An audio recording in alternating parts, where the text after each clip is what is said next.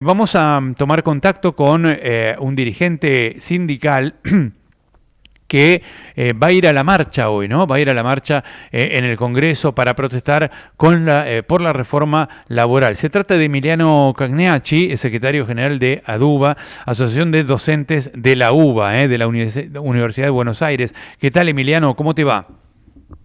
Mariano, buen día, un saludo para vos y para la audiencia y una pequeña corrección, Mariano. Sí, no van a ir. Nuestro gremio, ADUBA, Ajá. exactamente, pues los que están convocando a manifestarse y a marchar son los gremios congregados dentro de CTA.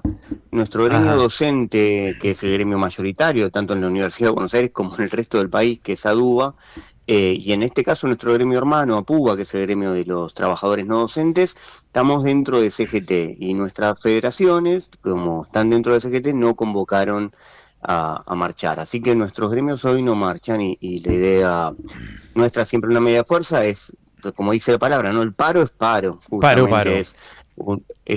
es el momento que tenemos los trabajadores para mostrar nuestro desacuerdo y rechazo con una medida tan fuerte como justamente es parar. Bien, ¿y qué opinan de los dirigentes gremiales que van a ir a la Plaza de Mayo y que acusan a la CGT de ser tibios o de ser dialoguistas o de, digamos, trabajar en contra de los derechos de los trabajadores?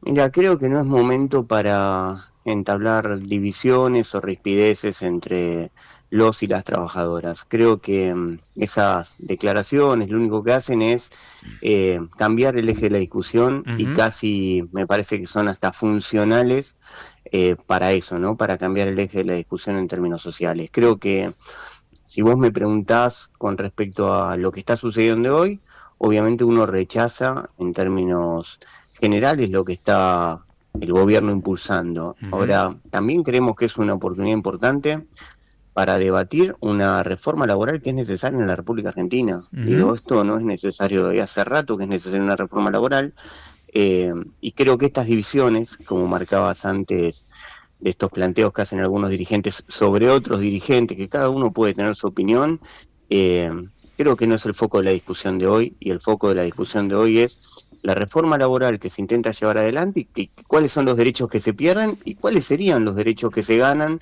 Eh, pero de fondo creo que hay en la República Argentina una necesidad de Bien. una reforma laboral que dé cuenta de los cambios de la Argentina actual y Eh, de lo que viene sucediendo en los últimos años. Emiliano, ahora vamos a esa reforma que ustedes quieren plantear, pero antes te pregunto, ¿cómo está en este momento, si saben algo, si tienen información, el nivel de acatamiento del paro en general, ¿no? El nivel de acatamiento de todos los sindicatos y en especial de ADUBA.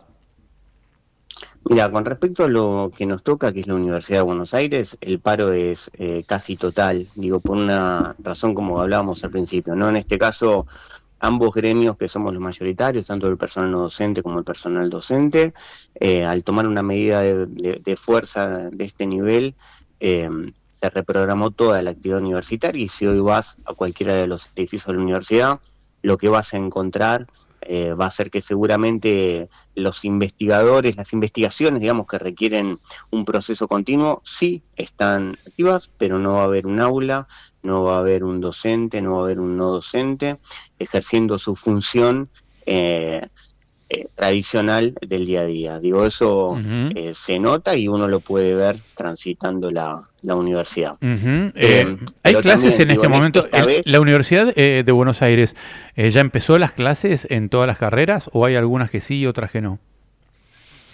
los que estamos en este momento, Mariano, y ya desde en realidad la última semana de enero, fue con los cursos de verano, hace años que los cursos de Ajá. verano se vienen realizando y de una manera cada vez más fuerte y cada vez más intensiva. Y también lo que hoy había, por ejemplo, que se reprogramó, son todas fechas de finales del Ah, ciclo lectivo 2025. La fecha de final que toca como primer fecha es la última del ciclo lectivo 2025, tocaba en estas semanas de febrero. Hoy había una fecha de estos finales y se reprogramó, porque acá tampoco la idea, ujú. con respecto a nosotros, a nuestros gremios, no es que sufran aquellos que tienen la función de la universidad, que es educar. Entonces, digo, ahí por eso se reprogramó y no se deja sin final a ningún estudiante ni a Entiendo. nadie que deje de cumplir su función. Entiendo. Emiliano, ¿cuáles son los puntos que ustedes critican? Si me puedes hacer un punteo, así, títulos de lo que critican de esta reforma laboral. Mira, primero que ya se terminó lo del artículo 44. Creo que no se puede castigar la enfermedad, ¿no? Uno no decide enfermarse, uno no decide que sus hijos o sus hijas se enfermen y se tiene que quedar a cuidarlos, y me parece que eso era totalmente agraviante para el trabajador, pero también marcaba un retroceso Bueno, pero esto ya se fuerte en eliminó. términos de Esto derechos. ya se Por eliminó, no eso, está en discusión. Hmm. por eso arranqué diciendo Sí, sí, que sí. se eliminó, Claro, pero no es menor la intención. claro. Eh, el Fondo de Asistencia Laboral, se lo Ujú. conoce como FAL El en estos FAL. últimos días, creo que también es un retroceso en términos del costo de despedir a un trabajador, porque la idea del despedir y que haya una indemnización tenía que ver con la protección y que no sean descartables los y las trabajadoras de cualquier función. El FAL, por un lado, lo que va a permitir es que el propio trabajador de alguna manera termine siendo aquel que financia ese FAL a través del aporte patronal, pero que seguramente se lo va a contar como parte del sueldo, ese aporte patronal.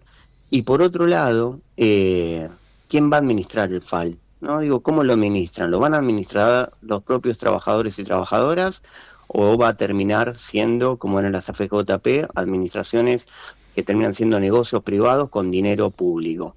Y creo que viene por ese lado. Me Ujú. parece que lo otro también muy importante, Mariano, y que es un retroceso, es la carga horaria, ¿no? Que hoy la carga horaria, cuando uno, por motivos de la producción, o del motivo que fuera, en términos del servicio que se presta en una determinada empresa, hoy se generan unas extras, por lo tanto es una carga extra en el salario que permite, a un esfuerzo extra, permite una recomposición extra del Ujú. salario. Eso hoy se pierde y se transforma en un banco de horas que seguramente no será el trabajador el que pueda decidir y discutir cómo ese banco de horas se va a manejar en función de sus propias necesidades, ¿no? Sino va a ser las necesidades de la producción o del servicio las que marquen cómo va a ser ese banco de horas. Entonces me Ujú. parece que hay un retroceso muy importante para marcarte algunas cuestiones en términos de derechos conquistados a lo largo de la historia argentina. Por eso creo que estamos perdiendo una oportunidad enorme de discutir una reforma que es necesaria, de Ujú. discutir cómo incluimos aquellos sectores que hoy están por fuera de regulaciones laborales y que tienen relaciones laborales, porque seguramente hoy un trabajador que está arriba del auto, con cualquiera de las aplicaciones, si nos nombramos una, con cualquiera de las aplicaciones, es un trabajador, pero sin embargo no existe ninguna forma de relación laboral entre esa empresa, que suelen ser multinacionales que brindan esos servicios, Ujú. y el trabajador que está sentado arriba del auto, y eso no lo regula nadie. Ujú. Entonces me parece que estamos perdiendo una oportunidad importante para poder discutir cómo incluimos a los que hoy están por fuera, y también cómo regulamos aquellas nuevas actividades que generan relaciones laborales en el siglo XXI.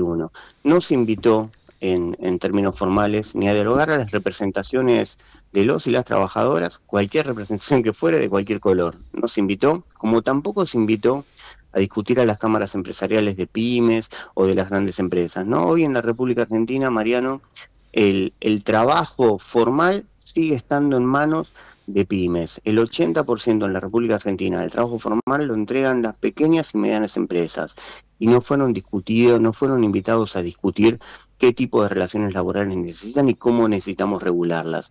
Bueno, entonces estamos perdiendo una oportunidad que es necesaria para pensarlo, y creo que ahí está el foco importante, ¿no? Entonces Ujú. me parece que nos ponemos a discutir sobre imposiciones, y perdemos el foco real de las necesidades que tenemos como Argentina. Ujú. Yo creo que el caso de ayer, de FATE, eh, que no es que van a una empresa que se declara en quiebra, lo que está planteando la empresa, vos te escuchaba cuando estabas hablando de lo que había hecho el gobierno liberal de Milei y el gobierno comunista de Axel Kicillof, como de ambos lados lo plantean. La empresa lo que está planteando es que no puede competir. Entonces me parece que la ley, una ley sirve para regular, ¿no? Y generar marcos. Ahora, al cambio de una ley no va a generar trabajo, y esto está corroborado a lo largo de la historia argentina. pero también en la historia mundial. Entonces creo que, por eso digo, estamos perdiendo una oportunidad importante de discutir en serio A cómo mí, vamos a regular las relaciones a laborales. mí ayer empresarios muy de alto rango me decían que lo que está pasando en FATE no es el último caso, es decir, que va a haber una andanada, una catarata de cierres y de despidos en los próximos días que vamos a ir conociendo, porque la situación de las pymes y de las industrias, por lo general, está muy frágil y de manera muy contundente me decían que van a seguir habiendo despidos, ¿no? Que son todos los días por goteo hay despidos, pero que va a agravarse la situación. ¿Ustedes ven algo de eso? Mariano, eso que vos planteás que te contaban, creo que lo estamos viviendo, ¿no? Y si uno hace un raconto de los últimos tiempos, los últimos meses, ¿no? Digo, porque acá cuando hablamos, y si vuelvo a la ley laboral, digo, uno de los principios de la regulación laboral tiene que ver con el principio protectorio.